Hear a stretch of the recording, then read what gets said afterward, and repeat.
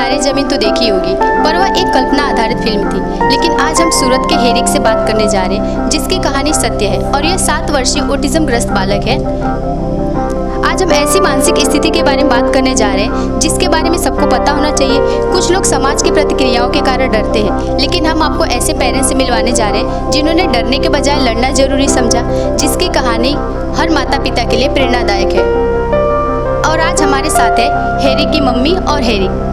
तो मेरा सबसे पहला सवाल ये है कि आपको कब पता चला कि हेरिक दूसरे बच्चों से अलग है और उसकी कुछ जो क्रियाएं हैं वो दूसरे बच्चों से अलग है?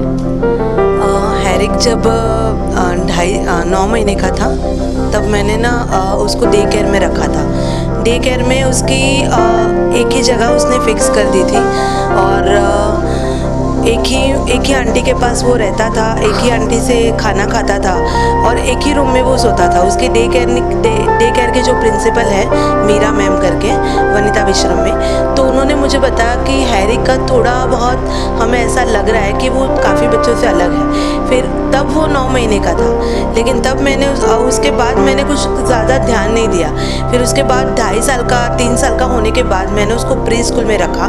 प्री स्कूल पंकुरी नर्सरी, वहाँ के जो प्रिंसिपल है कृष्णा सी ठक्कर, उनके साथ मेरे फैमिलियर रिलेशन है, तो उनके साथ मतलब एक कनेक्टिविटी थी। तो उन्होंने 1.5 साल तक तो वहाँ पे मुझे उसको हेरिक को रखने दिया, लेकिन कंटिन्यू 3-4 महीने तक मुझे उसके साथ स्कूल में बैठना पड़ता था। वो कंटिन्यू रोता रहता था, तो उस वजह से उन्होंने मुझे बोला कि इसको कुछ भी प्रॉब्लम लग रहा है, तो एक बार तू दिखा उसको डॉक्टर को। लेकिन तब मुझे कोई साइकेट्रिक्स, चाइल्ड साइकेट्रिक्स किसी का नॉलेज नहीं था मुझे। तो हेरिक के जो पीडियाट्रिशियन है हिनाबेन देसाई परम हॉस्पिटल, उनसे मैंने कंसल्ट किया। तो उन्होंने फिर मुझे एक आरती बिन करके जो साइकेट्रिस्ट है, डॉक्टर आरती, पारिजात हॉस्पिटल, उनका कांटेक्ट करवाया। फिर जाके मैंने उनसे काउंसलिंग की और रिपोर्ट्स निकलवाए। 1.5 महीने तक उसका काउंसलिंग हुआ सनशाइन ग्लोबल में। उसके बाद 1.5 महीने बाद मुझे पता चला कि इसको ऑटिज़म है और ADHD के थोड़े बहुत सिम्टम्स है। तो उसके बाद मुझे ये सब मालूम हुआ। लोग उसे स्पेशल ट्रीट तो नहीं करते थे, लाइक उसको जो भी समझ में नहीं आता था तो उसके साथ लड़ते थे, झगड़ते थे।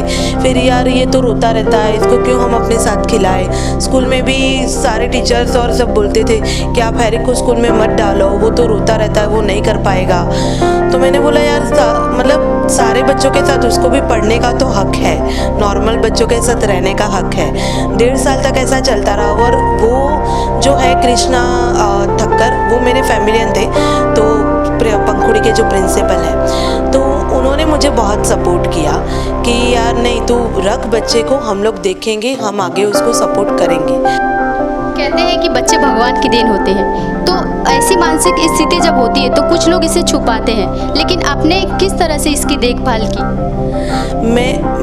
मुझे जब पता चला था तो मैं खुद डिप्रेशन में चली गई थी, क्योंकि मैं अकेली रहती हूँ बच्चे के साथ। अभी इन लॉज से हम न्यूक्लियर फैमिली रहते हैं, तो मुझे समझ में नहीं आ रहा था कि मैं क्या करूं। लेकिन मेरे फैमिली, मेरी मम्मी और मेरा भाई और मेरे एक अंकल है जिन्होंने मेरी शादी करवाई थी, अतुल भाई पितली, वो एस्ट्रोलॉजर है, तो उन्होंने मुझे ये सारी कंडीशन समझाई कि बच्चा तुझे ही उसको बाहर निकालना पड़ेगा, तू नहीं निकालेगी तो कौन निकालेगा।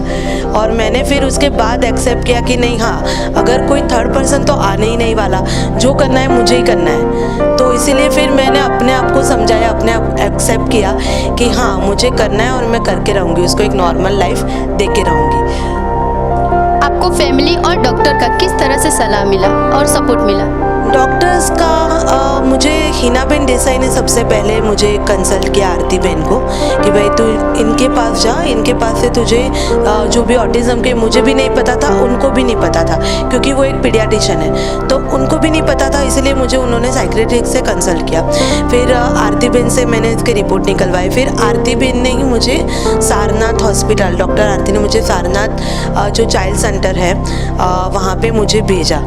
और वहाँ पे उनके जो को CEO है गौरव भाई, उन्होंने मुझे फाइनेंशियली के लिए काफ़ी सपोर्ट किया कि लाइक मैं फ़ीस एबिलिटी नहीं थी मेरी इतनी पे करने की, तो वो 10 डेज़ के पहले लेते थे, फिर 10 डेज़ के बाद लेते थे। इतना फाइनेंशियल उनकी तरफ से सपोर्ट मिला।